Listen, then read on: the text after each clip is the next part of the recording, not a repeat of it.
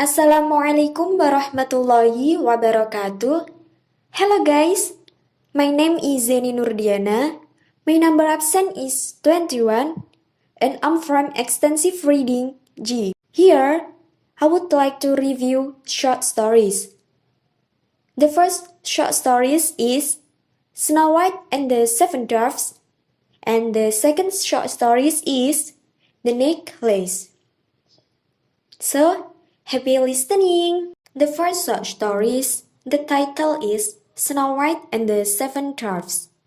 The authors are Jacob Ludwig Grimm and Wilhelm Carl Grimm. Once upon a time, there lived a lovely princess with fair skin and blue eyes. She was so fair that she was named Snow White. Her mother died when Snow White was a baby and her father married again. This queen was very pretty, but she was also very cruel. The wicked stepmother wanted to be the most beautiful lady in the kingdom, and she would often ask her magic mirror, "Mirror, mirror on the wall, who is the fairest of them all?" And the magic mirror would say, You are, Majesty." But one day, the mirror replied, "Snow White is the fairest of them all." The wicked queen was very angry and jealous of Snow White. She ordered her huntsmen to take Snow White to the forest and kill her. "I want you to bring back her heart," she ordered. But when the huntsman reached the forest with Snow White, he took pity on her and set her free. He killed a deer and took its heart to the wicked queen and told her that he had killed Snow White. Snow White wandered in the forest all night crying. When it was daylight, she came to a tiny cottage and went inside. There was nobody there, but she found 7 plates on the table and 7 tiny beds in the bedroom. She cooked a wonderful meal and cleaned the house and tired. Finally, slept on one of the tiny beds. At night, the 7 dwarfs who lived in the cottage came home and found Snow White sleeping. When she woke up and told them her story, the 7 dwarfs asked her to stay with them. When the dwarfs were away, Snow White would make delicious meals for them. The dwarfs loved her and cared for her. Every morning, when they left the house, they instructed her never to open the door to strangers. Meanwhile, in the palace, the wicked queen asked, "Mirror, mirror, on the who is the fairest of them?" The mirror replied, "White is the fairest of them all. She lives with the 7 dwarfs in the wood." The wicked stepmother was furious. She was actually a witch, knew how to make magic potions. She now made a poisonous potion and dipped a shiny red apple into it. Then she disguised herself as an old peasant woman and went to the woods with the apple. She knocked on the cottage door and said, "Pretty little child, let me in. Look what I have for you." White said, "I'm sorry, old lady, I cannot let you in. The 7 dwarfs have told me not to talk to strangers." But then Snow White saw the shiny red apple and opened the door. The wicked witch offered her the apple, and when she took a bit, poor Snow White fell into a deep sleep. The wicked stepmother went back to the palace and asked the mirror, "Mirror, mirror on the wall, who is the fairest of them all?" The mirror replied, You are, Majesty." And she was very happy.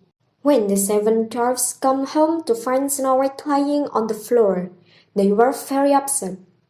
They cried all night and then built a glass coffin for Snow White. They kept the coffin in front of the cottage. One day, Prince Charming was going past the cottage and he saw Snow White lying in the coffin. He sighed to the dwarfs, My, she is so beautiful. I would like to kiss her." And he did. Immediately, Snow White opened her eyes. She was alive again. The prince and the seven dwarfs very happy. Prince Charming married Snow White and took her to his palace and lived happily ever after.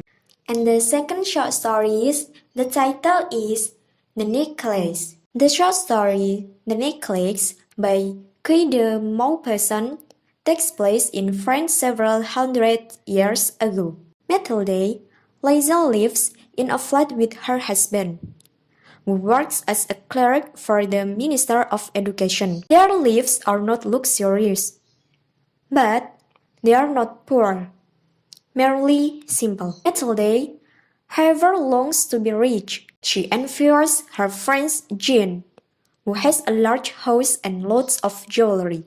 One day, her husband brings home an invitation to a ball. He thinks his wife will be excited to attend such a fancy party. But instead she is upset. She complains that she has nothing suitable to wear to such an extravagant occasion. Her kind husband agrees to give her the 400 francs that he had been saving to buy a new rival to get herself a gown. The week of the party, Mathilde seems anxious again. When her husband asks her why, she frets that she has no jewelry to wear with her dress. He suggests that perhaps she could borrow something from her friend Jean Forrester. Mathilde goes to Jean's house and picks out a sparkling diamond necklace to borrow. She and her husband attend the gala and have a fabulous time. She loves amazing and dance all night. Finally, they head home in the wee hours of the morning. When they arrive home, Mathilde realizes that the necklace is missing. They wonder if it fell off in the carriage that they took home, but neither of them noticed the number. Her husband goes out to search the streets but returns empty-handed. Stall for time, Mathilde writes to her friend that she broke the cloth and is having it repaired. In the meantime, they find an older necklace that matches the missing one, but it costs 36,000 francs. Her husband fortunately inherited 18,000 francs from his father, but they will need to borrow the rest of the money. Finally, they have enough to purchase the replacement necklace, and Mathilde gives it to Jean, who doesn't even look at it. The next 10 years, Mathilde's life changed dramatically. They move to a smaller apartment where she has to cook and clean for herself.